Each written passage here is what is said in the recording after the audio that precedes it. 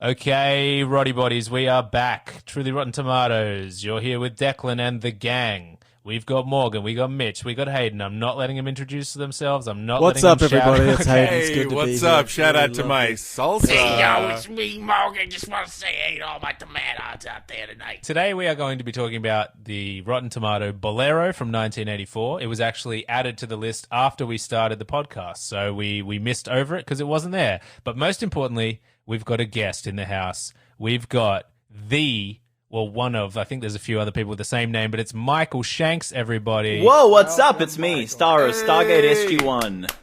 Hey. Welcome to the house. Thank you very much for having me. What a beautiful house. So Michael is an accomplished filmmaker. He's a visual effects artist. He's an actor. He's got a popular YouTube channel. He's made some cool stuff. You might have seen some of his work. You might have seen his show, The Wizards of Oz, of which he did almost everything on himself with no help from anyone else. No, none at all. Entirely me. Proving that film is not a collaborative medium. Absolutely not. I played every role, did every bit of production, raised the finance myself from my lemonade stand. It was all good. And he also had a short film that just came out called Rebooted, which by my last count has nearly 1 million hits on YouTube, which I think is still a good metric. Yeah, thank you. I think so too. I haven't actually put anything out on YouTube for over 3 years.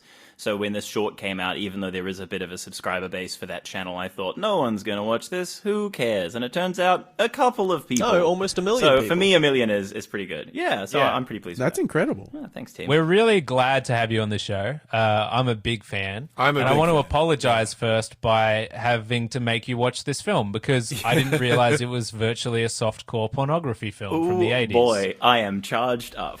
Yeah, I mean, can I get a general consensus of who left this film like angry? Because I kind of I thought you were going to say, like, with a raging boner. Blue who ball. left dizzy from how much blood was in their penis. Because I fell out of the room. I was certainly not angry at this film. As we dig deeper into it, I'll reveal exactly how I felt. But the first 20 minutes of this owned, I was like, this is going to be fucking sick. And then, as always happens, the second act hits and... Before we get too into even the first 20 minutes, we've got Michael here. We should probably ask him a few questions, let Let's him do get it. to know the rhythm of the show, just the standard questions, like how much money did you make last year? According to my recent JobKeeper Centrelink, very little.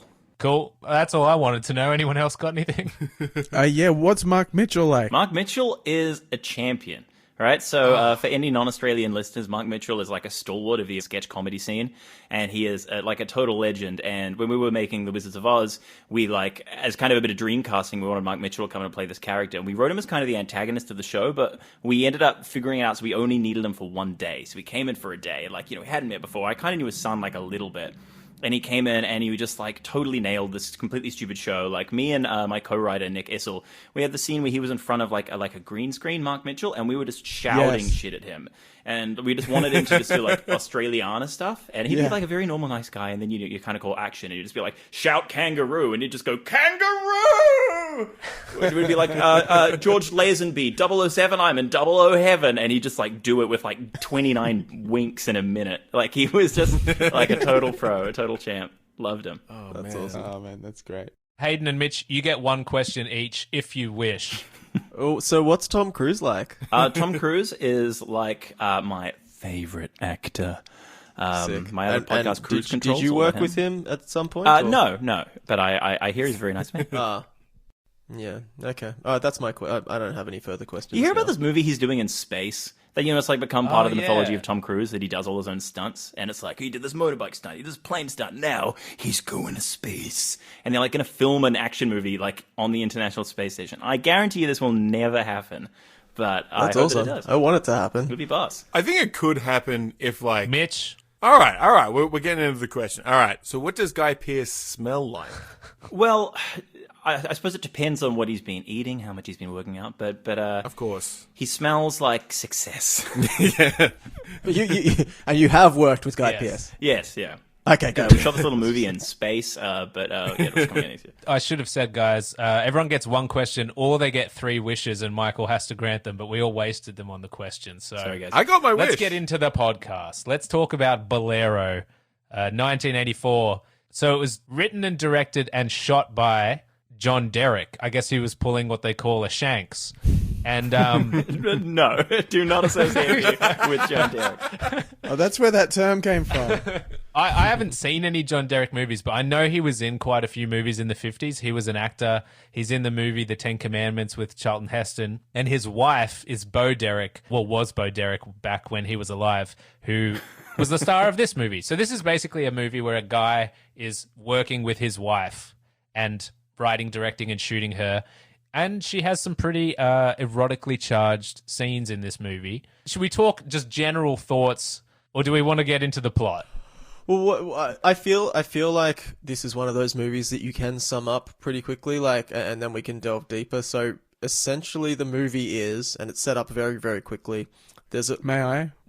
Yeah, the movie is May I? Yeah, fine. Go on. Cut me off. Go on. You do it. There are several women. One of them is a horny woman, and she's just finished the universities, and her other friend is a still hornier woman, and then later a woman is introduced who is also horny. So what I was going to say, I mean, this is good. It's a good sort of background, but what I was going to say is that the movie is just... It's a woman who graduates from university, and she's like, to her best friend, she's like, hey, I'm going to graduate university. We can go and have sex in like some other country and finally lose our virginity. And her friend is like, are you sure? And she's like, yeah, I'm sure. And then you find out that she's the heir to a fortune, or an heiress to a fortune. And she gets given millions of dollars, and then she says, I quote, I believe today is the day I become an excessively rich little bitch. Yeah. And then literally what I hoped was going to be the rest of the movie was like a sort of like a road movie, or like a Dude, Where's My Car, where she just goes to different countries trying to lose her virginity. And I was so stoked for that. And then that didn't happen. But yeah, so she goes off. I agree that I thought that was what the movie was going to be. Right? It felt Like that's it seemed like it was going to be settling that. into that rhythm. Yeah. But then the movie essentially became a university graduate tries to seduce a pedophile. Yeah, and so then it just becomes a romance movie between her and said pedophile for the rest of the movie, more or less, right? That is... Yeah. So if you're to give... That's literally the movie. We've watched about 11 of these truly rotten films from the list. This is the first one that falls into the straight genre of horny female. We did have at least one other horny female in Look Who's Talking 2, or Now, which was John Travolta's boss. But yeah, this is like a genre of film that you just don't really see. The main character has one goal: lose her virginity. She's just finished university. She's very attractive. Very She's rich. It shouldn't be that hard. And she's very horny. Yeah. Yeah, that's for And sure. she's been waiting for this moment as well. And so, yeah, she's like, I'm going to travel the world, and let's go to Morocco. And specifically, not just I want to lose my virginity, even though she does say that. She does use the word deflower quite a few times. But she's like, I want to enjoy ecstasy. And her first idea is to go to Morocco and hook up with a sheik. But she doesn't spell ecstasy in the conventional way, does she? That's so important because it comes back right at the end, doesn't it? For It's some the ultimate reason, yeah. payoff. She's she spells ecstasy with an EX. Inexplicably. And then we're reminded of that at the end again. And suddenly the whole movie makes sense. Now, the very, very beginning of this movie, it's like a black and white intro. It has this face of like a Navajo kind of American Indian character, and then there's like a theater. I think it's set in like the 20s or something, the 1920s. Okay. And she's the gone movie to or the movie that movie? they're watching? the movie that they're in, like the time they're in. Sorry, Like, Yeah. that's a modern movie to them. I get it. Is it all the right. 20s? Yeah. I wasn't sure when this was set. I mean, to begin with, I was certainly like, this is a period piece. But then I didn't realize it was going to become a period piece. You know, so- That's gross. It felt so 80s because obviously it's an 80s film. Yeah. Like, as you say that blows my mind. But yeah, there's like an old timey plane. They go to Rick's bar from Casablanca. Yeah. Like, so what would it be like set in like the 40s maybe?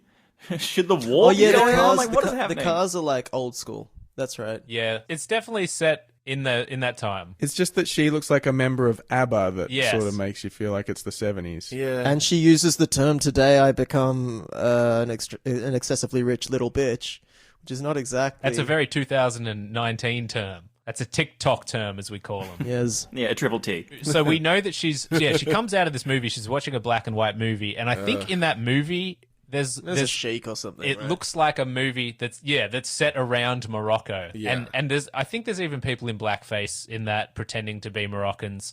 And so she comes out of it and she's like, well, I've graduated university. Maybe I should go to Morocco and lose my virginity to a sheik. That's her goal. Yeah. That's her dream. That's her game plan. I kind of like the idea. If it was the movie I wanted it to be, that's a very progressive. Like a woman's like, I want to go get fucked. I've never been fucked. I want to go. I got all the money in the world. I'm just gonna go find the perfect fuck. I appreciate that she's not going to settle for a local person. Like, that's not good enough for her. She's like, come on, I can get someone who's really rich and, exotic, I guess. Yeah, because she's classist. Yeah, and she's got an image. She's got like an image in her head of how it's going to be, obviously. And that's the it's lesson not going to be here. in her hometown. Just like in Superbad or something, don't get your expectations up about your first time. That's what we all need to learn. Because as what happens in this, she meets a sheik. As you do. The Iron Sheik playing himself. Of course. Before she jets off to Morocco, she graduates. You see her graduate from university, and she gets picked up by her Chauffeur? her chauffeur. What's his name? Driver. Cotton. Gets picked up by Cotton. Played by George Kennedy. Is George Kennedy the dude from Naked Gun? Yeah. The kind of straight man from Naked Gun. Yeah. Whoa! I did not. That's what I know him from, but I think he's one of those guys that's had like a huge career and now is dead. I did notice he was the best actor in Yeah. the movie. He I was liked the seeing only him one on putting screen. in a performance. He was solid. I don't know. I thought he was like drunk and asleep through most of the movie. He's like just like monotone the whole time.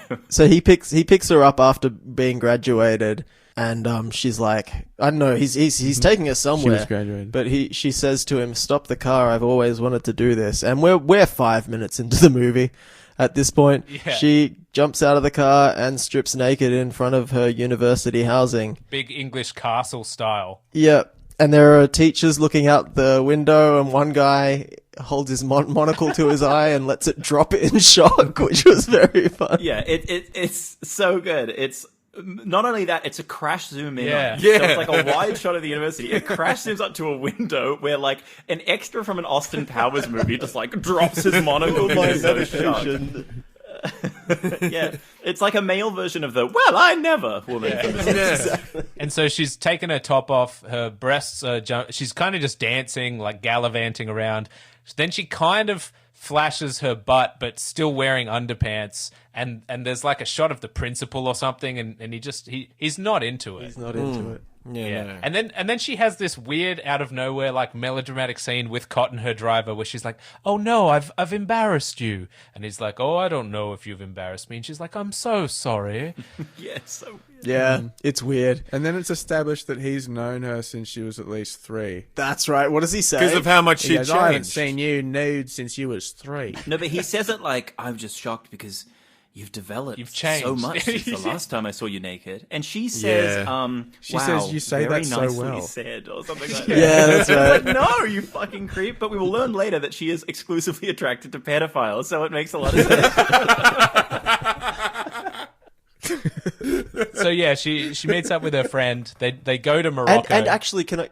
Oh, yeah. You were about to say they go to Morocco? Yeah. Yeah, but that confused the shit out of me because the way We don't see them leave or anything. They just smash cut to them being in Morocco. I'm like, wait, that's hang right. on. Is this a dream? It's been a bit silly so far. She's taken her clothes off for some reason. Maybe this is sort of like a dream sequence, but no, they're in Morocco. Yeah. And they're trying to find a rich Sikh to fuck her. Yeah, and so her friend is like, So quickly. They're just it's so quick to it that I thought, this is going to be such a good movie. I'm like, if they just keep this pace going, I'm engaged. Like, you think it's going to be a bunch of like sort of like semi-racist comedy sketches where they go to a country, there's like a bunch of crazy stereotypes from that country. She almost gets her rocks off. Exactly. Like, ludicrous happens, and then we move on. Like, that's funny. You've got George Kennedy there, so you're already thinking maybe this is going to be the Naked Gun. I've seen a guy drop his monocle. What are we doing? We smash cut to like a fancy bar / restaurant in Morocco, and she's with her friend who I think is European, and she's like, "We make you no longer virgin," and she's like, "Well, isn't that what we're here for?"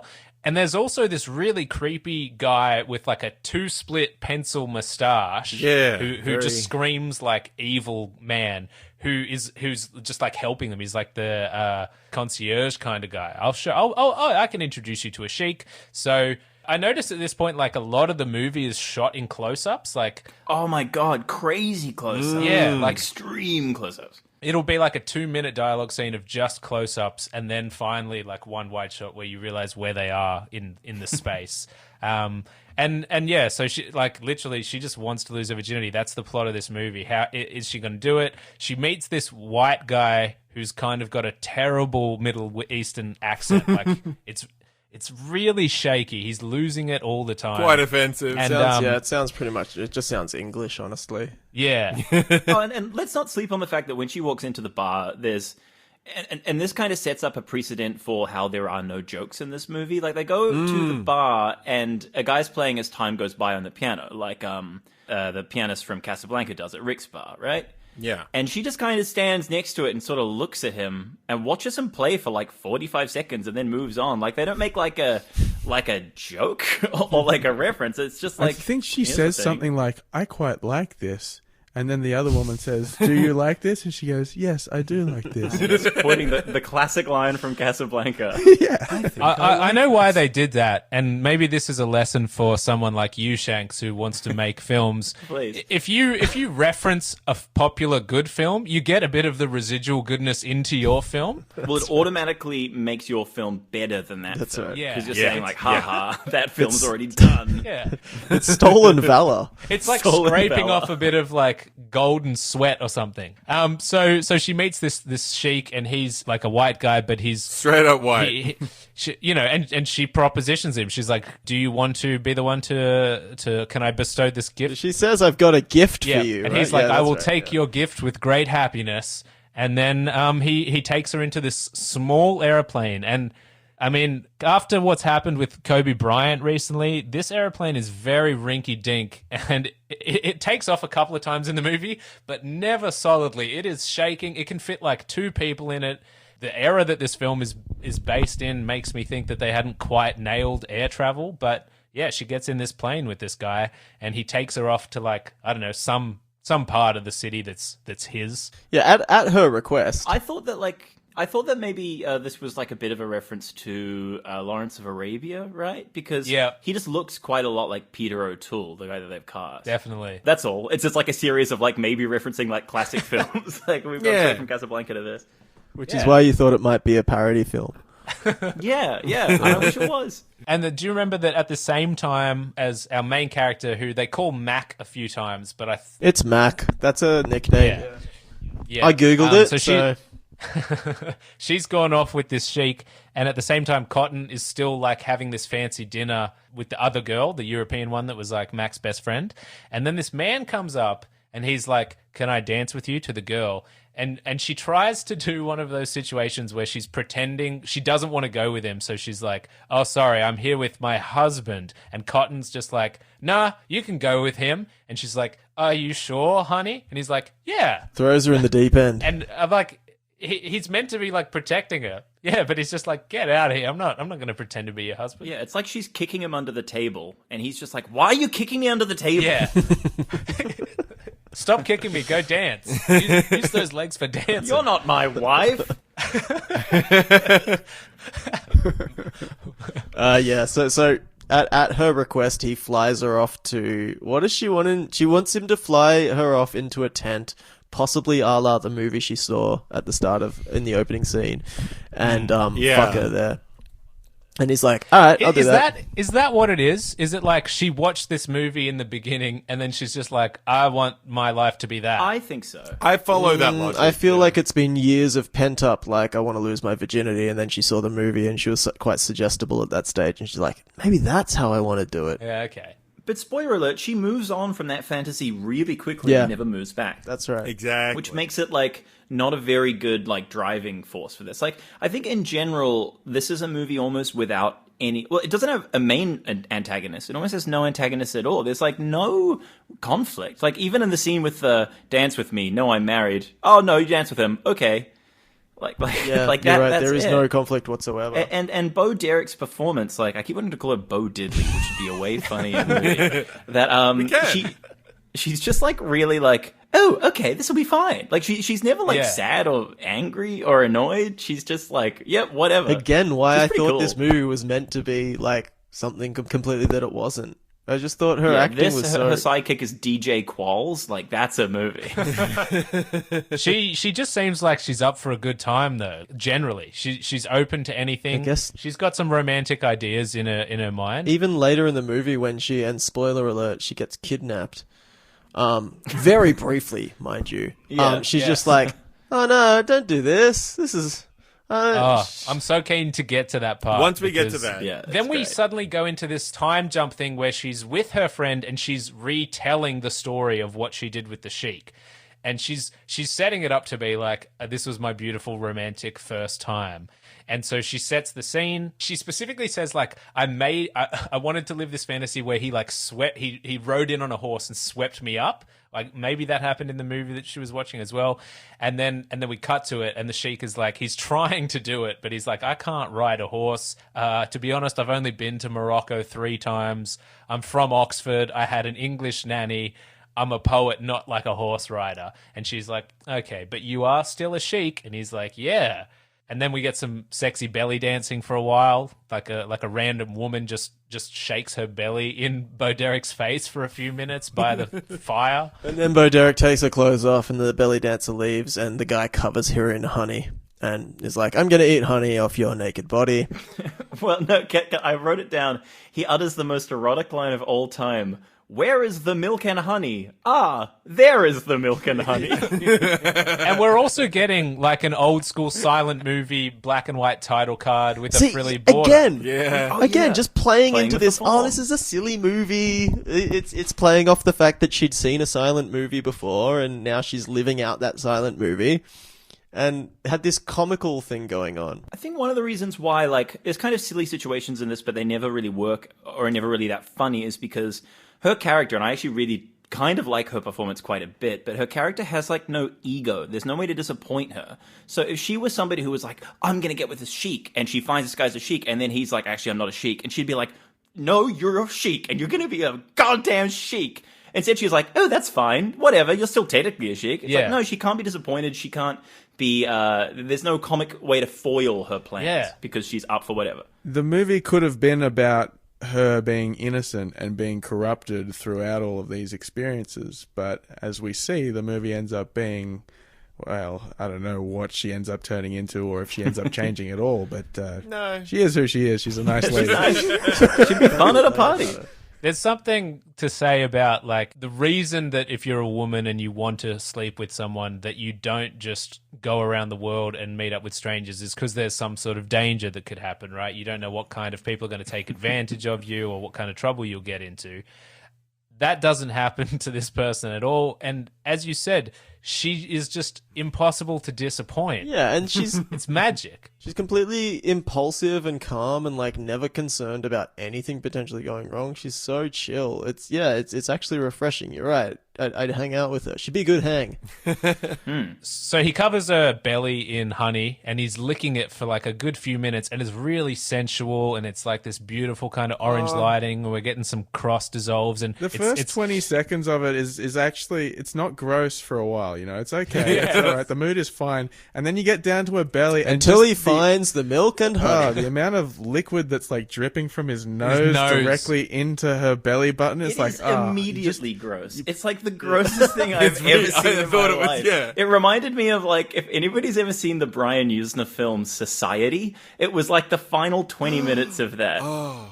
Anyway, look up that movie. That movie will make you want to barf. It's pretty good. I know this, but it's horrible. To be honest, I thought at the very beginning he was putting candle wax on her, even though they just mentioned milk and honey. I was like, candle wax. Oh, that's right. But he's really pouring that on. Like you should just be doing a tiny bit. And then I'm like, oh, it's just honey. And then he's kind of lapping it up like a dog. They're eating the honey. Yeah, they're licking it up. Sorry, that was my B movie impression. And we should also note that in this scene prior with the fake what do you call them? The cards where it says, you know, in silent movies it flicks to a card of text. Just a title card, yeah. Yeah, so a title card comes up and the Sikh at one point says, just one more puff of the magic dragon or something like this. So he turns back to his the dragon's tail, whatever. Yeah. He fucking chuffs some opium. That happens before all the milk and honey shit, and then of course we find out as she's retelling the story to her best friend that he fell asleep whilst trying to go down on her. But she's really telling it in a sexy way, and her friend's really into the story, and she's like, and then he's licking my stomach, and then for some reason she goes, I'm sorry, I've been lying to you. Here's what actually happened, and he just fell asleep. This is the part of the movie that for me felt the strongest, like they could repeat that formula 3 or 4 times. Yep. And every time it would be like, oh, this guy had a little dick. Oh, this guy had too many dicks. This guy's couldn't dick get went hard. wee all the way home. And in the end, she realized her true love was Cotton all along. Yeah. He saw her naked when she was 3, and yet again I at the thought beginning that's where of the this movie. was And going. that could have been That's like a good nice movie, man. lesson. They should make that movie in 2020. They did make that movie. Female empowerment. It's called Leave It to Rio. It's a Tom Selleck piece of shit. Okay. Don't watch it. I kind of want to watch it. It's about him falling in love with like his best friend's daughter, but then his friend falls in love with his daughter or something. I can't remember. It's real gross. Sick. That's the film Leave It to Rio. Right, like the inverse of that movie, Adoration, if anybody's seen that. It's an Australian film about 2 mums who decide to fuck each other's sons because they're, like, bored and horny. Oh, God. Bored and horny, my favorite of what's the it Sesame called? Street characters. I want to watch that. It's called Adore/Adoration. I gotta check that out. It's I can't say my opinion of it because I'm working with the producers of the film right now. So yeah. Let's just say it's good. I'm going to check it out. Although Robin Wright Penn's Australian accent's pretty good. There we go. Put that on the poster. Yeah, there you go. So because... Oh, sorry. I was just going to mention something kind of peripheral about this movie, about the release of it. So this movie was released unrated because they would not release it without an X rating, which is one of like, I don't know. I feel like Showgirls is another movie like that where it was released because it just had that much like just eroticism, because it is essentially softcore pornography, right? This or Showgirls?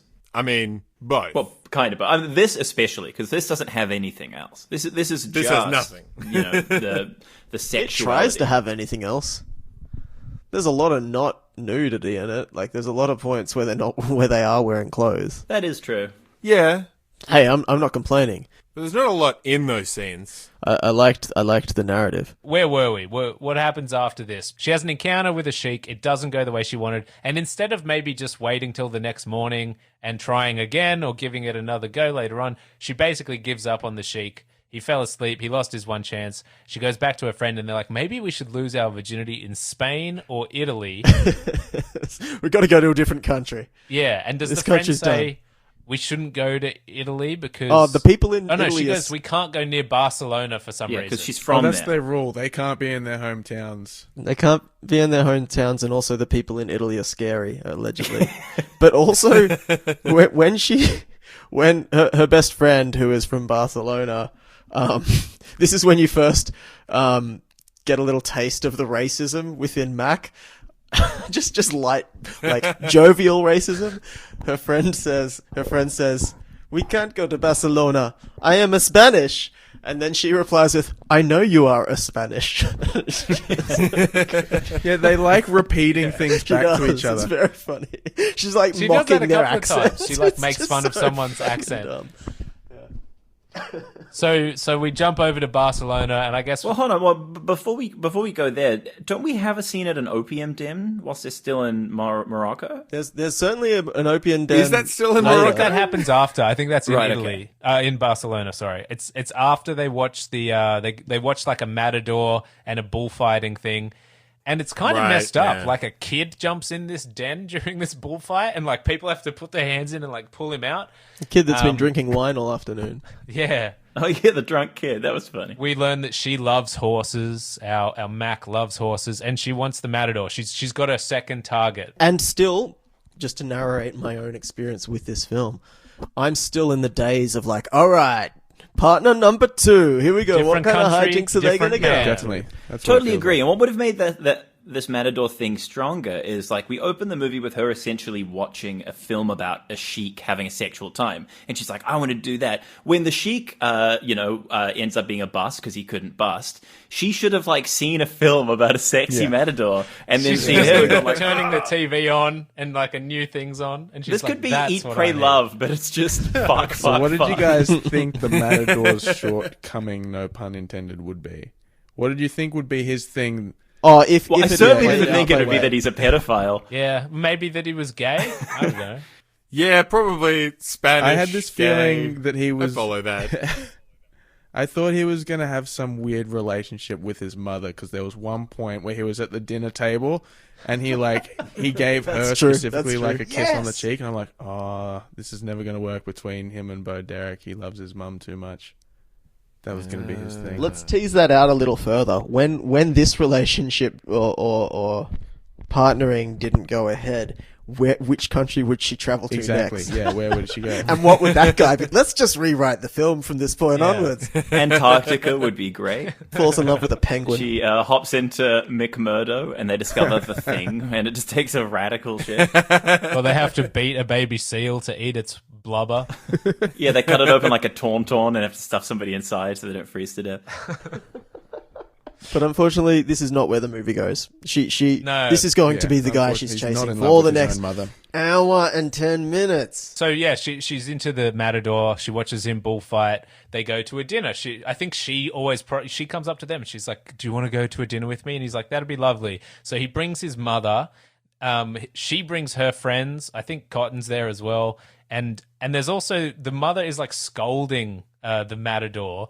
As you said, like they're very close, and she's like, "Who is this woman? Is she another one of your little gypsy love childs?" And there is this young girl at the table with them, and I wasn't sure if that was meant to be the Matador's daughter, but I later found out it was a kind of love interest, and she's only 14. No, sorry, she's 13, and upon turning 14, she will start having sex with him because that is their way. He's just counting down the days Wasn't there- on this gypsy lady. Wasn't also Mac's best friend eyeing off a 10-year-old boy at that dinner table as well? And she was like, you could practice on that little boy. Wasn't that a thing? I think that was the point. That's 100% right. So it goes both ways. That in was this the I'm one. not sure she meant that with regard to practicing. They're though. just having a nice dinner at Comet Pizza, and that happened. Yeah, no, definitely the point that I turned on the film. And what about... Hold on. There's a Scottish character we're forgetting as well. I mean, Oh, Scottish Yeah. sweetheart. Who, like, 45 seconds after... It's like the opening scene, 45 seconds after a man with a monocle has just gone, well, I never... It basically smash cuts to an irrelevant man in a kilt going like, hello there! And it feels like this is going to be more fun than it is. he's the attorney. Yeah.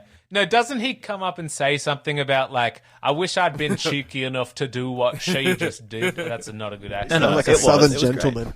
Wow. I say. Say so, I have the vapors. There's Scottish men in there. Yeah. Yeah, the Scottish guy is into Mac's Barcelonan friend, and at one point she's like, what's under that kilt? And he's like, don't you ever call it a kilt. Don't he's like, kilt. yeah, and Fucking whore. yeah, and she doesn't really react in a way of like, oh, I'm sorry I've offended you. She's just like, oh, why? It's a skirt, isn't it? That's what he calls it. She's like, what's under your skirt? He's like, it's a kilt. If you ever say skirt again. But then they fall in love. And he I shouts, guess. get out, me swamp! He disappears for the majority of the film, though, doesn't All right, he? I guess my he Scottish pops up accent wasn't then, that and then bad. He's gone for a long time, and then he comes back very briefly. Yeah. I don't know how he even meets him again. Well, he comes back to oversee the wine sale Yeah. deal. This is a whole subplot that fell out of my brain. That's right. Well, I love him. God bless. But I don't know. him. We're not quite Anyway, there yet. We've just met the Matadors. They Dave's pursue mom. the Matador further, and she at this dinner, he's about to leave, and old Bo Derek or whatever the fuck her name is like, hey, I want to come have sex with you now, and he's like, I can't do that. That's my Spanish accent. And she's like, nah, please, and he's like, no, I can't. And so then she, like, I don't know, without going into too much detail, she figures out where he is and drives to go and, like, meet him. And it turns out he's having sex with his previous 14-year-old gypsy, who's now like, I don't know, she's matured. What is she, 25? Yeah. Way too It's old. like a red-headed lady. Yeah, she's an old woman now. But before this happens, so they finish the dinner. They don't hook up after the dinner. She goes home. I think the next time we see them, they're on a hill and this bull is coming at them and they're like about to get killed by this bull, and Cotton has a gun, but then the matador comes with some friends on horses and they kind of like shake the bull away, and then she's like, can we please have sex? And then he's like, no, and she's like, well, can I at least buy one of your horses? And he just keeps being like, I don't sell horses, yeah. I sell That whole wine and I sell storyline. bulls. That whole thing of So her like trying. That's interesting. She says like, come on, can we hang out tonight? And he's like, no, I can't break this engagement I have. And she's like, oh, please, like, it'll be so lovely. Can you please? She does some kind of bargaining, and he still says, look, I understand how serious you're taking this, but even that, I cannot. I simply must not miss this engagement. And then we find out that his engagement is going to smoke opium at an opium den. It's like, sorry, not on opium. I bought these tickets months ago. I've got good seats. But we're jumping around a fair bit now, but they eventually track him down. It really is hard to get people together to do opium all at the same time. That's right. Just to We've had organise this and get planned everyone. for months. We cleared our schedule. So the girls decide to do opium as well. And they're talking about it, and they're like, and one of them's like, do you know anything about opium? And she's like, not much, just that it sounds so romantic. and they just decide they're going to get fucked up on smoking opium and have sex. And they go to this opium den, and there's like an Asian lady working there.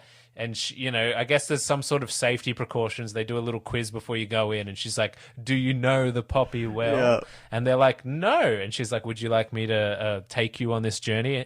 And they keep calling it a love potion in small amounts. Yeah. I kind of became Bo Derek by watching this. I was like, man, I want to smoke opium and have sex. Yeah. It's a great ad for opium. But I like that when they're discussing, are we going to go to the opium den prior to this, then it smash cuts to a close-up of Bo Derek's face going, please? And then the woman who's guarding the opium den is like, okay, Yeah. I'll let you in. Yeah. She's like, I'll make a concession that for hard? you for some reason.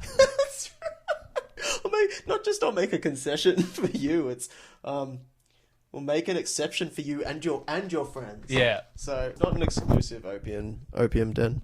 They go and they smoke opium and they get real high and they just like kind of sit there zonking out. Oh, that's crazy.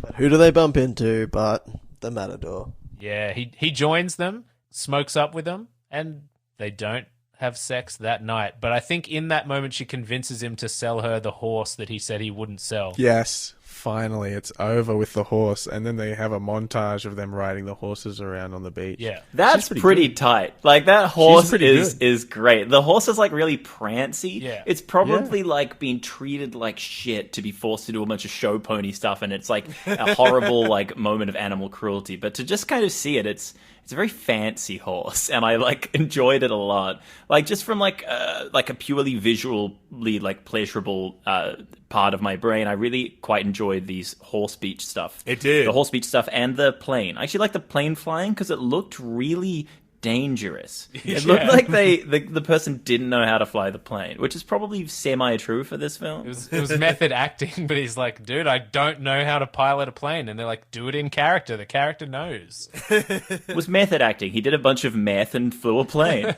Opium acting. Yeah. So after this, she convinces him to get the horse. They're hanging out, and they are actually going. The guy at the Matador comes to her place that night, and this woman that we just alluded to recently, that's kind of the Matador's girlfriend or side chick. His original, The older one, concubine. She's like a redheaded woman, and there was a point where Bo Derek drove up to the Matador to say hi that night, and he was in the jacuzzi naked with this woman, and they were like making out and stuff, and they drive up with the car, and then they're like, oh, sorry, I didn't know you had a partner, and the girl kind of gets up, and she's like, you want him in your bed? He's in my bed. He's not going to go to your bed. And she's like, okay, sorry. So she backs off for like 24 hours. But she does it in that just completely amicable. I'm on like huge loads of Xanax through the entire film. Yeah. Just glazed over like, okay, maybe tomorrow. She's not like, oh my God, this woman's really angry at me and I'm so sorry that I've intruded on a relationship. She's just like, okay, yeah. And then, yeah. Because that's her like reaction to literally everything. It's like, oh wow, fantastic! I'll see you later. That sounds Yeah. great. Maybe not tonight, but I'll come back tomorrow. I'll get him high and I'll buy his horse and we'll see what happens. Things can change. I mean, just speaking of that relationship, I really don't think we should sleep on the fact that it is explicitly said that he got with this girl when she was 14 and is now grooming a 13-year-old to take her place. And the movie doesn't indict that at all. The movie's like, well, that's pretty cool. In fact, I've written down a thing here. The end of that scene that we're talking about where she's first threatened resolves with Bo Derek looking at the 13-year-old and saying, I hope your 14th birthday is soon, saying, I can't wait for you to be raped. Yeah. Like, what the fuck is this movie? Yeah, and it's interesting because you do see a lot of, things in the news in this era where people are getting indicted or in trouble for things they did in like the 80s and 90s, and it is all horrible, especially the way people have treated women and had relationships with Jerry Seinfeld's always getting dragged because he dated like a 17-year-old when he was like 38. And then you watch a movie like this and you just think like, I mean, I wasn't alive during this time. Maybe this was acceptable. Everyone in this movie just plays this completely like it's acceptable. But like, Yeah, it's fine by them. even at the time. It'd be strange if it were an American character, I think. I think there's a little bit of like, well, it's crazy cultures. It's the 1920s. European romance countries. Yeah. That's how they're so good at fucking over there. This movie should have been called Creepy Cultures. That would have been awesome. Sequel to Freaky Friday.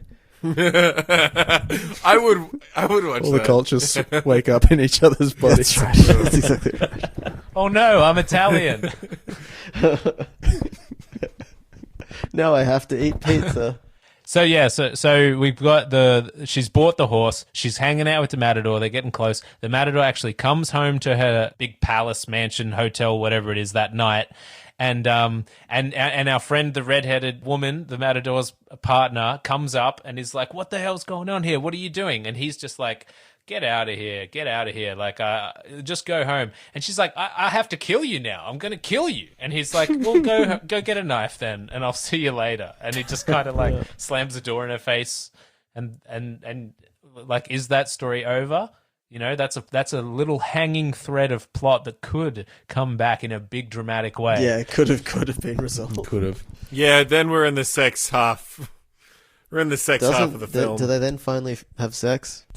Are we at that part yet? She Oh, actually, I was going to just quickly say, also this 13-year-old that he's grooming Paloma. seems to live on... Her name's Paloma. Yeah, seems to live on his property with him Yeah. or something. It's very strange. I thought that she was like because they say several times she's a gypsy, and they say that like this is the gypsy way, and it sort of feels like they kind of adopt her. Right, the girls Right. do. They're like, hey, we need a third girl for our girl gang. Yeah. Come and Yeah. join us. Yeah, our virginity losing girl. Because they're gang. in the hotel together or something at one point. That's Yeah, right. she sleeps on the Yeah. floor. She even like bathes her at one point. She's the little 13-year-old is in the bath and she just comes and starts washing her and things. And she keeps being like, Just more odd. excuses for them to have like naked women in the movie, but this is I don't know how old she actually is, but she's certainly like a teenager. yeah.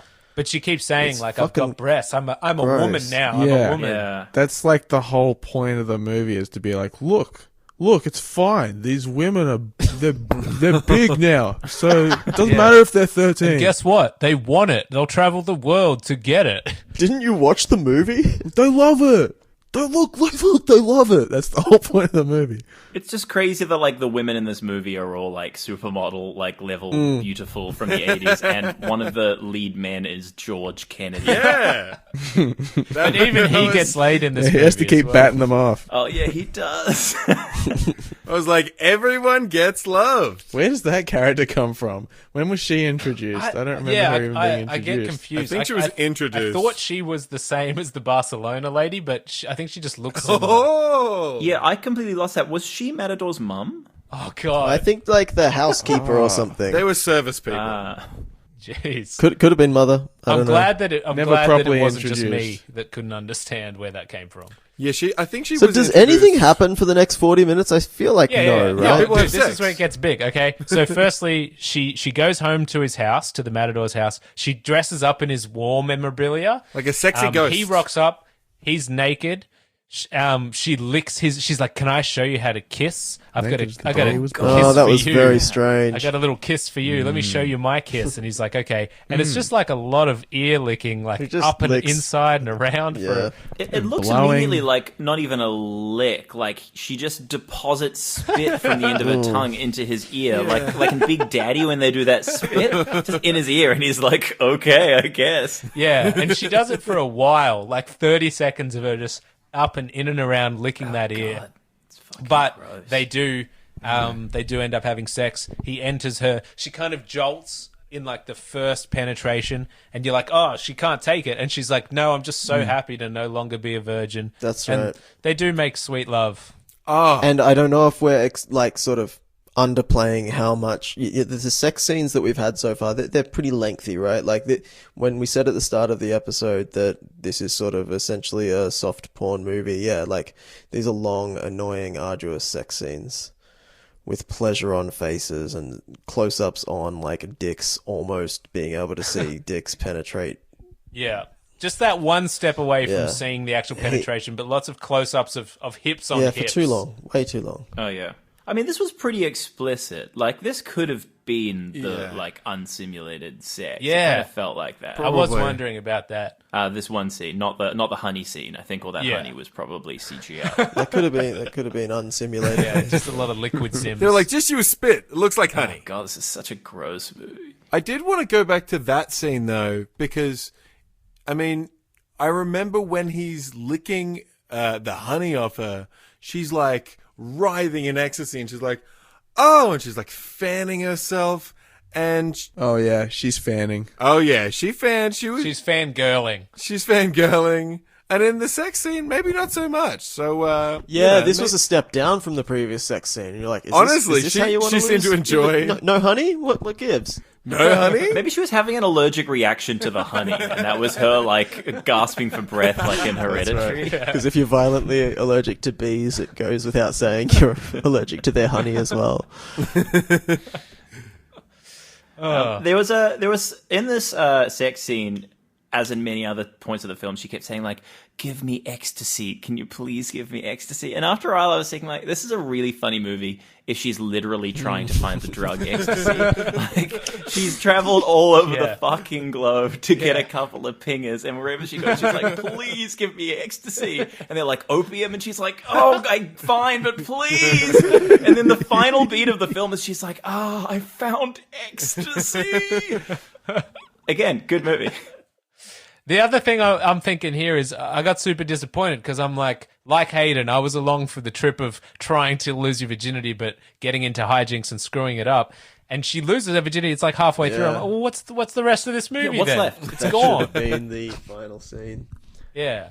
But what happens is old mate Matador goes for another expedition, and they're all like, "Hey, look at him." It's got to be the next day as well, Yeah. right? It's got to be like 24 hours later. So he gets on a horse and tries to run away from a bull, but surprise, he gets boned in the dick by a bullhorn, or near his dick. Oh yeah, Gets very gored. sudden as well. He gets mauled up They're all laughing through the Yeah. thigh. Oh, it's so funny when the way they film it as well is like they didn't really have you can't fake a bull. You know, you have to get Johnny Knoxville in there if you want to actually get someone smashed by a bull who can take Actually, it. I So will they just d- comment that 5-minute scene with Steve-O in it, but halfway through was a bit weird, wasn't it? Oh mate, Yeah, dude. But yeah, so they have this shot of like a bull running towards another bull. You don't see the head of the guy that's on it. And then it goes all slow motion, but it's not even filmed in a higher frame rate. So it's just like they've slowed the film down. And then it just does a quick crash zoom to the Barcelona chick in the audience. And her monocle falls off. Yeah. And it's just like she stands up in horror, and everyone goes slow motion, and it's just like, oh, he's been mauled, and I'm like, oh, he's dead. Like, this is really horrible. You know, what a tragedy. The day after she lost her virginity, her new lover is dead. And there's But it still cuts an to him hour just left fully- of potential partners to come. Yeah, it cuts to him fully alive in like a back room with medics around him, and there's like a bit of maybe the horn went through his upper thigh, but I'm like, oh, He's just been cut. Yeah. Yeah, he's gonna be fine. But we learn that it got his junk. He's not going to be able to perform sexually. I assume he can't get an erection. And that's what the last hour of this film is about, the struggle. Yeah, he turns to the camera and shouts, "Crikey, I've lost me mojo!" And the movie continues. Yeah, does one of those circle effects in on his face. And so, yeah, you're right. I guess the rest of the movie, essentially, the plot is, how's she gonna convince him to have a functional penis again? What can she do? And we have the really caring friend putting it to her quite gently, Mac, you don't care if this guy can never make love to you again? You've only had sex with one guy one time in your life, and you want to like stay with this guy like you're in love with him? Like, she's basically saying, look, you got it. He can't do it anymore. We can keep gallivanting around the world. We can give Hayden the movie that he wants right now. But she goes, no, I'm actually going to stay here and try and make this work.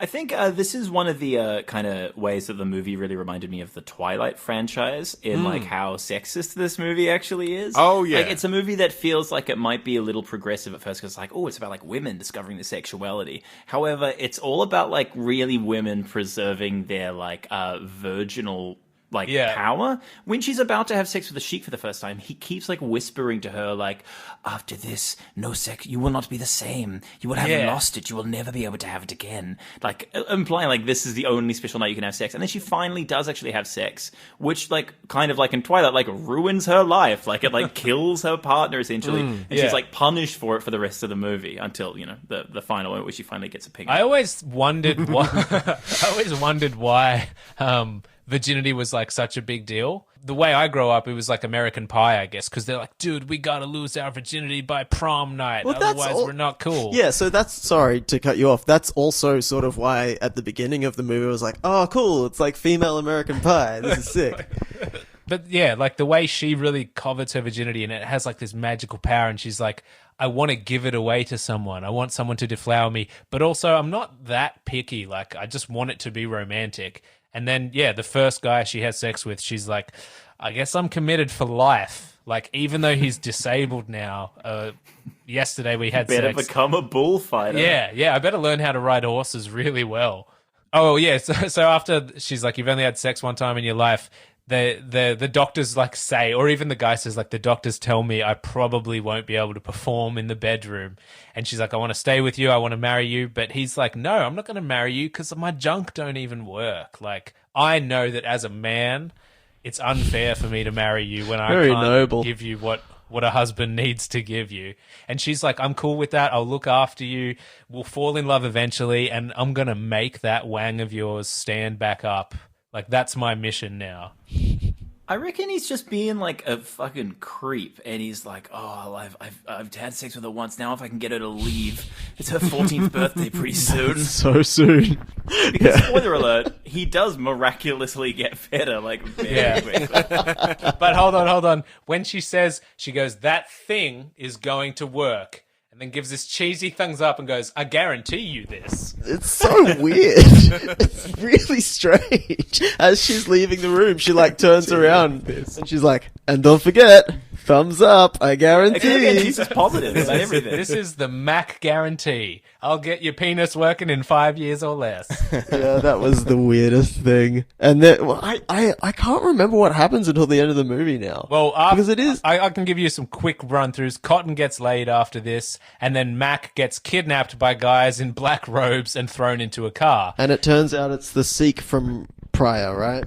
Who never got to have sex with her because he fell asleep. He's come to kidnap her. Yeah, and so he grabs her, he's putting her into his plane, he says he wants her forever, and he's like, I'm here to take your virginity, assuming you've still got it. And she's like, I don't. Like, and then he's like, oh, well, I still want you to come with me.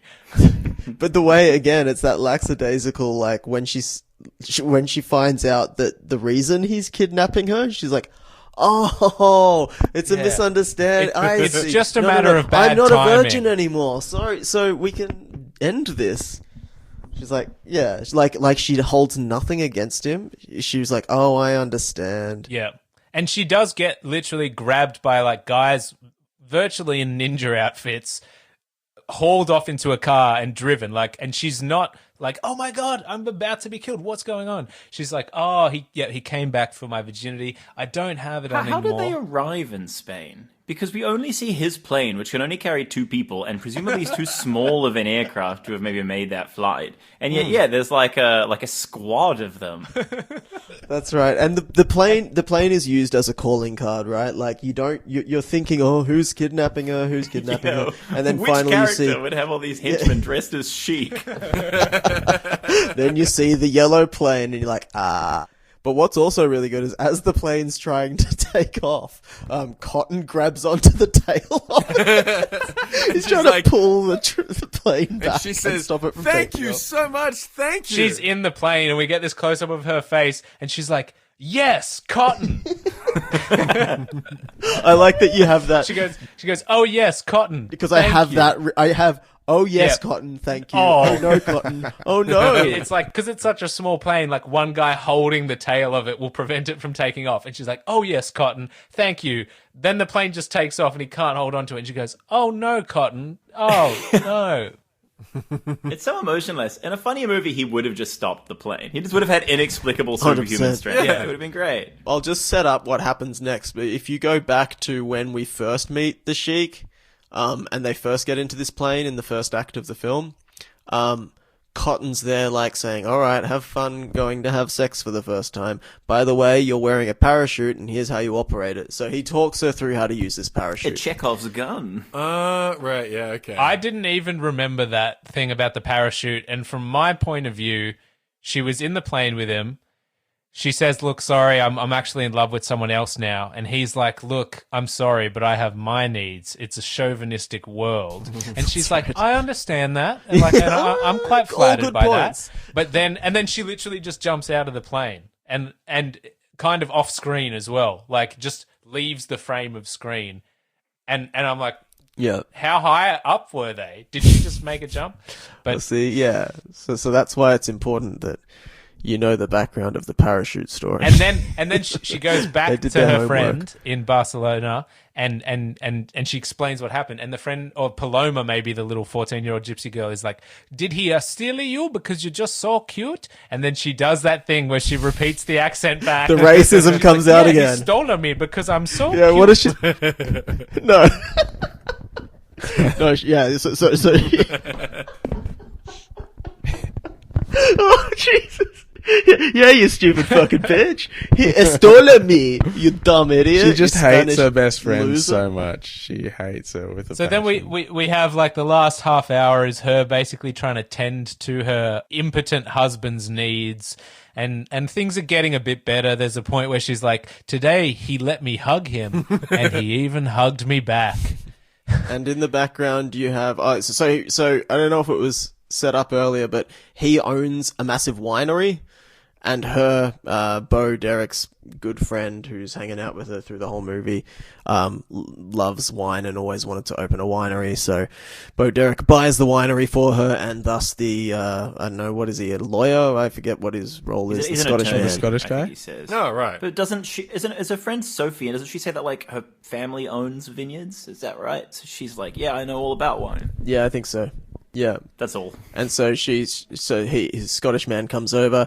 Scottish man and Barcelonan chick, Catalan. Barcelonan chick, they get together, and then meanwhile Cotton gets together with the housekeeper or the Yeah. matador's mother, and it's all coming together, except old mate still can't get his dick hard. Yeah, so Mac pulls perhaps the most seductive move on all. Getting naked on a horse and just bouncing around in what I can only assume is very uncomfortable for someone to have no clothes and be bouncing on a horse. Yeah. But it impresses him, and he's kind of into it, and she's like, you're a hard man to seduce, and he walks off, and we get another crash zoom into her face. Oh, yeah.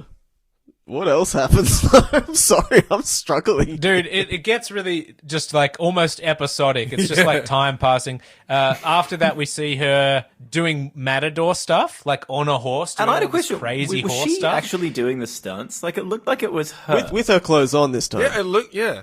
That's her. Which is crazy because she actually spears the bull twice, I unless reckon. they've repeated that footage. That's like pretty dangerous and pretty evil. Having said that, the bull looks like a baby cow that they've like painted horns onto. It looks very small. But she seems to go all right, hey, with all the horse I suppose scenes. if her husband wrote and directed the movie for her, he's like, what can you do? Yeah. Let's write a movie based around that.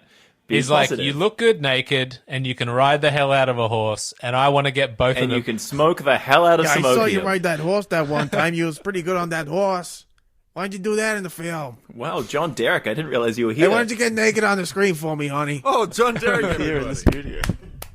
You know what's weird? So John Derek died, I don't know, maybe like 20 years ago, or 30 years ago. Makes his appearance so impressive. You're looking But- good, John. But Bo Derek just hooked up with a different John. Right. She's in a relationship with John Corbett, who some people might know from Sex and the City, but I know from the Diablo Cody show, The United States of Tara. I remember that show vaguely. Yeah.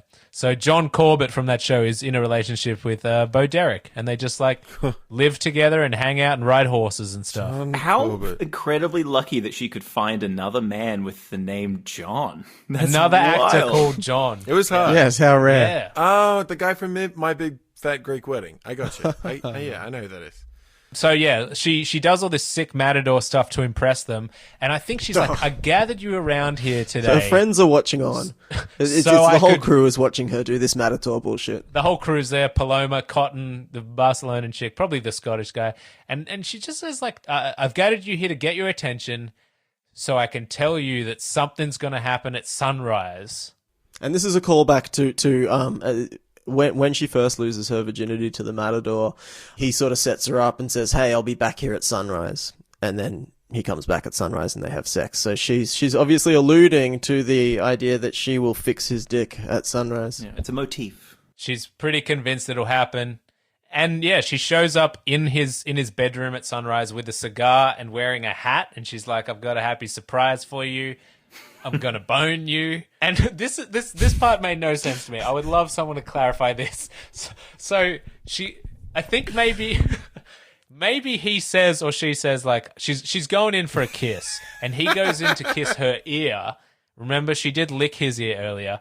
And he just bites her ear, and like hard, and she pulls back, and she's like, "Hey, that's not the way we did it last time." Yeah, she doesn't like it. And then she goes, "But then I was a little girl, and now I'm a woman. I'm You at want to least taste 14. my blood?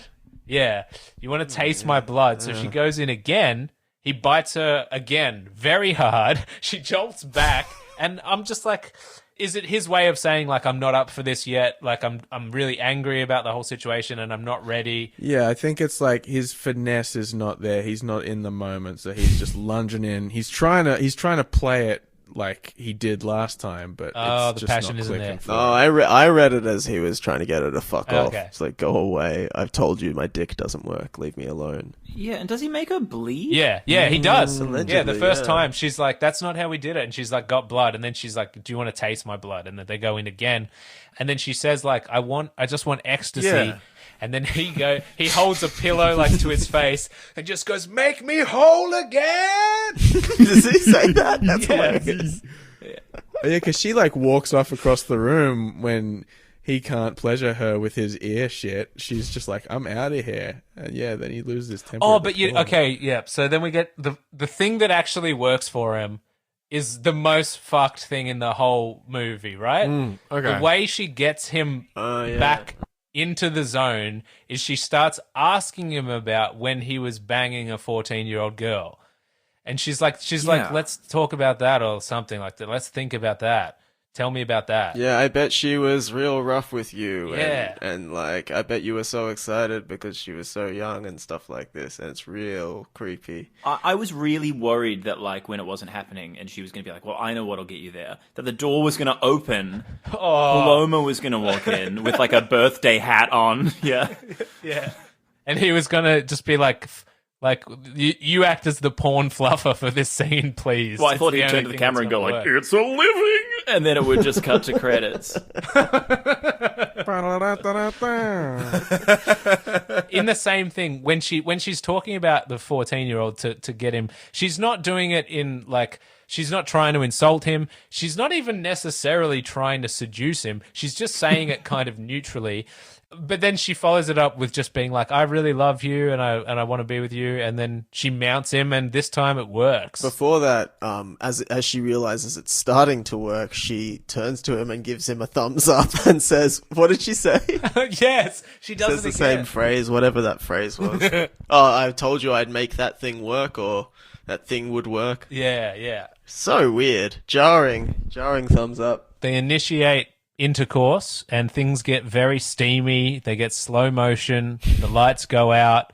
Like, literally, there's just smoke on the set for some reason. Yeah, well, I want to talk about that for a sec, because this whole scene begins with her, he's in bed, she walks in dressed as Zorro, smoking a cigar.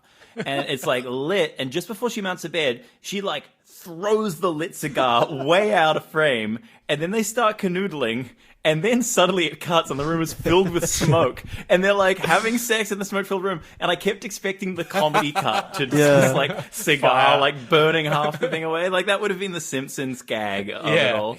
And like outside fire engines and Cotton being like, they were so young. Funeral, end of movie. They do break the wall of reality by, like, the lights go out, they're dark, it's smoky, and we see this pink neon sign behind them that says ecstasy with an EX. Yeah. And then for no joke, probably, 5 minutes straight, they have sex? Like, it's long. Do you remember It's what she just like- says, though? Doesn't she react to the thing? She's like, I was right. Yeah, she's I like, spelled "No, it right. That's how I spelled it. Did we set that up earlier in the film? Did you explain it? yeah. Okay. She turns to the camera and winks. So a sex scene might normally end with a romantic climax, two people like falling into each other's arms. This one ends with her going, "Oh, my foot! It's cramping! It's cramping!" That's right. And it's not like very funny. It's just like very odd. Yeah. And he's Yeah. like, oh, sorry. Repositions her leg. It's like, that's better. Okay. And then it's the end of the Yeah, scene. still kind of cramped. Yeah. It's just the angle was not working for me. Yeah, and then it cuts to them at a wedding ceremony and they get married, and that's the end of the movie. So abrupt. that's Yeah, the movie begins with like, I'm gonna take a bawdy sex cation across the globe, and she goes back, it's like, what happened? It's like, I had sex once and got married. I bought a winery. he lost his ability to sustain an erection the next day, but we are married. Oh, a guy did lick my tummy with some honey. Also, I'm a professional bullfighter. That movie was a wild ride. And again, like, I was so hopeful that this would be the one that I scored highest ever. Like, I really thought this was just a unique That gem. was me last time with a low down dirty shame. Like, I was so keen for that. And So you disappointed. cannot be excited for these. They will let you down every time. Yeah. But being excited 30 minutes into the movie, like, surely after the 30-minute point, you're high and dry, right? You're like, oh, right, cool. I know what's happening now. But they really... It was a little more watchable than I was worried it might be. We found that with all of them, I think. They are pretty watchable. Yeah. They're good quality and, like, in the way they look, and generally the acting's okay. They have budgets. The budget's yeah. good. I suppose to have like enough of a rating on enough reviews on Rotten Tomatoes to have like a substantial 0. Yeah. Like it's got to be relatively professional made. Like I've watched lots of like sort of like NASA cinema projects where it's just like somebody's gotten a camera, you know, like The Room's like one of the most famous ones, like Neil Breen films, those sorts of things, and like then really like obscure weird ones of those. And those are like a challenge. But you know, this was like a movie. There's none of those on the list. But these are just movies that like get really boring, and often there's bits that have been cut out, so they just don't really make sense. They're just missing enough for you to be interested, and so they're almost harder to watch than something that's so bad it's funny. Yeah, you have to do a lot of justifying. Like these therapy sessions that we've been doing each week have been really helpful, sort of unteasing what's happening. But yeah, you're right. There's always something missing, and there's always, or they just drag, and you're like, come on, let's go. There's just 2 more little things from the film I want to touch on now that we're like at the end. I think you mentioned that she got dressed up in his army outfit for that scene. But did we mention that she's essentially dressed as a ghost? Like, that's really fucking weird. Oh, yeah, that's he walks in to, like, have sex with her. She's dressed head to toe in, like, a sheet, and she's like, does this turn you on? I'm a ghost. Yeah, that was a real Perhaps she had mood killer. foresight to see the fate of her husband. It was very odd. It was like a ghost with, Like a World War One hat World on. It's War like a I. helmet with the spike on top. I don't know what. This is after she leaves. He leaves her overnight. He says like, I'll be back at sunrise, right? So she gets like cabin fever in the room all night, and then she starts fucking around like, I know, I'll dress up as a ghost. And then when does he get upset or pissed off at her dressed as a ghost? And she's like, oh, damn it, I knew it. What a stupid idea. This was never going to turn you on, or something weird like this. Like, Yeah. no. Yeah. Why would But it? unfortunately, I was forced to do it by a real ghost. Did also anybody else notice there was this one shot? I forget exactly which scene because this movie kind of like blends together. But man, it made me laugh. It's not really that funny. But they were at like a dinner scene, and it just suddenly cuts to George Kennedy / Cotton. Oh, I think I think it's meant to be that he's so drunk he's fallen over. But it's the one actual slow motion, like high frame rate shot of the film, and it just cuts to him, and his chair is just falling over. It's silent, and he's just like, oh, Yes. Yeah. And my came girlfriend just out of said, nowhere. "Is he dead?" And she wasn't joking. It went for eight. It went so long. That caught me off guard, and it was like it went for so long. The slow mo was like so high frame that the first half of it, I was like, he's leaning back on his chair, but he may land again. But I'm like, no, he's gone too far. He's hit that access point where he's just going to fall, and I don't understand why. I thought that they had slowed. Yeah, I thought they'd slowed it down to make it look like he was leaning like back a on his chair. 13-second long shot. And they cut it just before he actually fell off. So I don't think you were meant to notice that it was a slow-mo shot. It was so much more surreal than anything else in the rest of the movie. It felt like something out of the original Suspiria or something, just somebody like facing like the eternal void. It needed someone to just yell timber. You must have that sound on your sound pad. Yeah, come on. We haven't heard from your sound panel all podcast, Declan. There we go. Yeah, that sounds like a chair falling over. Should we go through and give our ratings to Bolero out of 10? Yep. Let's go, Mitch. Give us your rating. How do you give it out of 10? How do you give it? I think it's an easy one. How do you give it? Well, I mean, you give it straight. You give it a straight 2. It's not... 2. It's not... Yeah, I think 2 is a fair call. There's not a lot going on. The sex makes you feel weird. I mean, I watched this with people. I watched this with my 2 housemates. And there was a lot of confusion as to why. It was offensive on many different... It was registering on different offensive levels. Can Declan the Statman interrupt for a second just to give you some context? Mitch has given a 2 rating to 2 of the films on the list so far. They are Police Academy 4 and Look Who's Talking Now. Interesting. Yeah, I didn't like those ones. I think this left... No, you know what? Having said that, I'm going to go 1.5 for this one. Interesting. Wow. Fuck Bolero. Yeah. Okay. It's not my jam. Let's go to Morgan next with his rating up in the top corner there. Yeah, I mean, this thing delivered on a lot of levels that the other tomatoes that we've viewed just didn't. Like we touched on a bit earlier, how some of them are just a real slog from start to finish. Some of them I've had to pause every 10 or 15 minutes, Police Academy 4 being one of those. Some of them I've had to watch at 1.5 speed to get through them.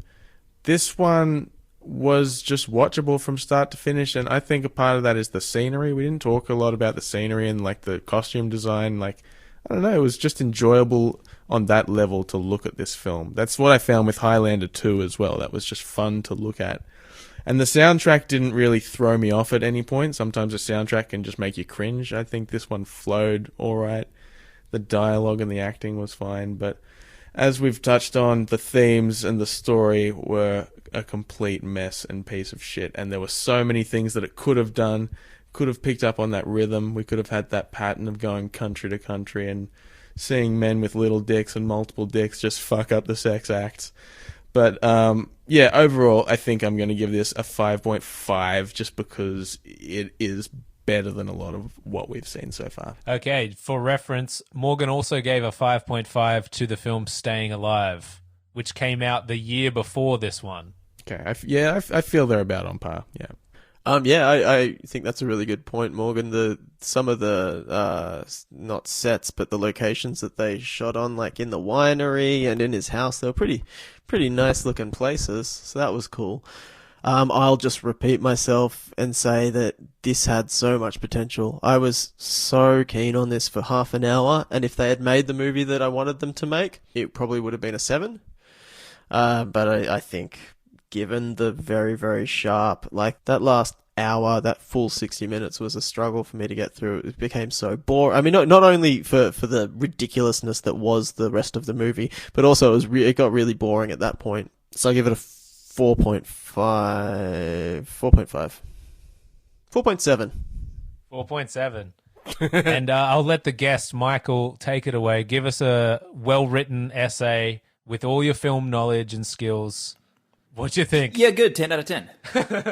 Well, I mean, I think that, assigning a numerical value to a subjective work of art is a fairly fruitless endeavor in the first place. But I do want to clarify for your scale, is 10 out of 10 like the best movie ever? Or is this out of a Rotten Tomatoes? We're not sure. I think we've got this weird hybrid scale. For me, anyway, when I think about it, there's a hybrid scale where, like, these movies are capped at 10, but all movies of all time are capped at 15. Does that make sense? And I would argue that more things need to be rated out of 10. And that this endeavor is fruitful. Let's rank fruit out of 10. Each one. Well, I'll go on the scale of 10's the best movie of all time. So 10 is Taxi starring Queen Latifah, and 1 is the worst movie of all time. A Taxi Driver starring Queen Latifah. Queen Latifah's dad. Taxi Driver Robbie too. De Niro. Shot-for-shot remake of the Scorsese classic. So therefore, putting it at a 5.5 to me is saying it's better than a medium-level movie.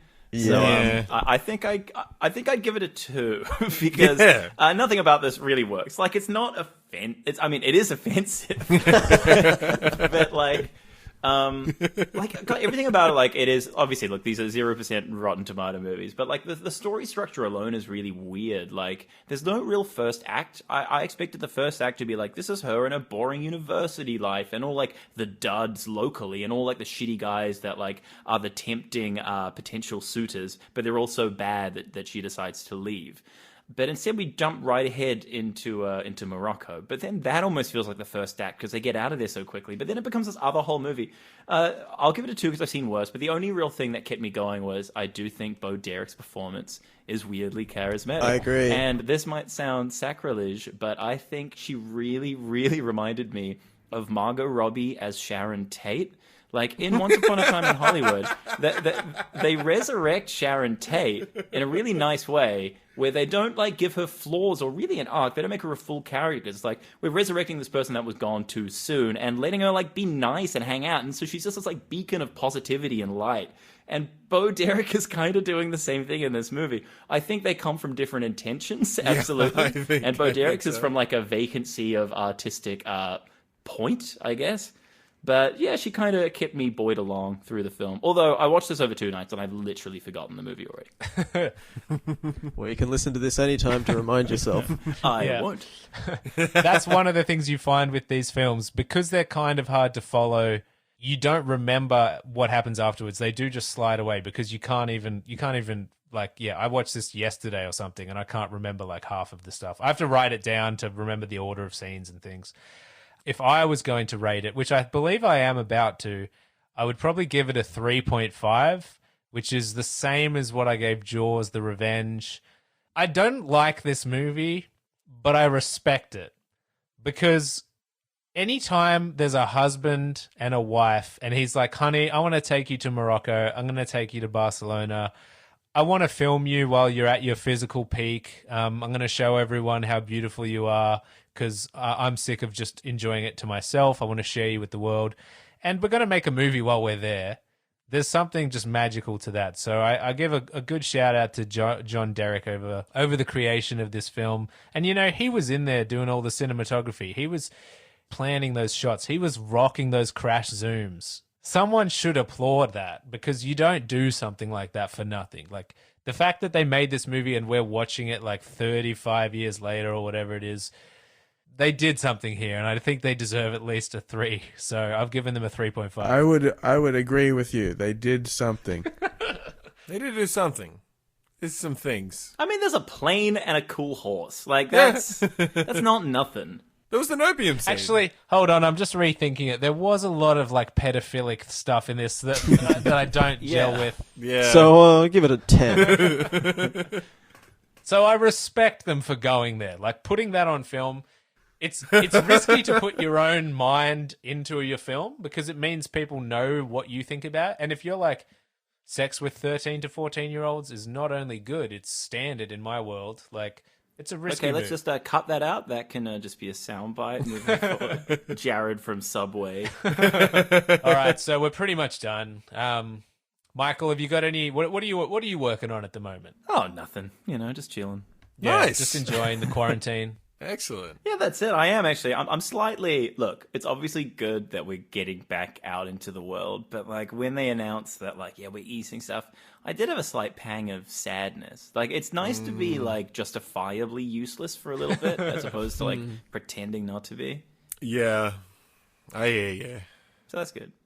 But no, nothing to plug, except this podcast, if you're listening to it, keep listening to the other episodes of these fine fellas and their sideways views of some crazy movies. Damn straight. Damn. I like that. Put that on a poster. Gotta get that together. Well, what? Yeah, sure. You have legacy items that you could plug. Oh, sure. I mean, I got some like little filmy bits and bobs out. You can find me on YouTube at TimTimFed for some reason. And yeah, you can just kind of see my stuff there. And also watch the film Adoration about two mums who want to fuck their sons. I'm excited. Did you make the YouTube channel TimTimFed when you were really young? Is it like one of those like making a Hotmail address that you went on to regret later? Yeah, and also my main Gmail address is a misspelled character from Half-Life 2. So like I have a lot of these problems in my life. Now, TimTimFed, was like, I felt like when YouTube was coming out, if you're like my age, which is like 29, whatever your like gamer name was became your username for everything. And mine was TimTimFed, which was better than like Epic Killer Man 62. Yeah. I think I was playing Unreal Tournament today and I got killed by, there was a guy that could kill me who was just called like Best at Killing. His name was like pretty bad. Hell yes, I'm Epic Killer Man 62. that's my dog. How did he get that name? I think it was bestowed on him. Oh no, it might have been like Ultra Killer. Maybe that was it. It was pretty cool. I'm still using a Hotmail address from when I was 10 years old that was just something funny people said in primary school. And I've had to send that to people for like business things. You haven't until had to. You could have signed up for a new email address so many times. No, they're full. Yeah, so they're out of emails. I did that recently. I've got a Gmail now. But all right. What about Mitch? You got anything to plug? Yeah, let's all plug. Why not? Yeah. I guess I've got a pretty lucrative onion juggling thing I do. Other than that, really just my OnlyFans. You can get exclusive content. You can see me in the Borat suit. Yeah, it's a lot of fun. We have a lot of fun over there. I've got the male version of OnlyFans, which is like keep my shirt on. You pay me to keep that on. I'm actually a fan of it's Broly fans. It's like OnlyFans, but only pictures of Broly from the Dragon Ball Z franchise. Good. All right, should we end this damn thing? It's gone off the rails. All right. Good shit. Let's end it the exact same way Bolero ends, with a 5-minute sex scene. All right, boys, let's go.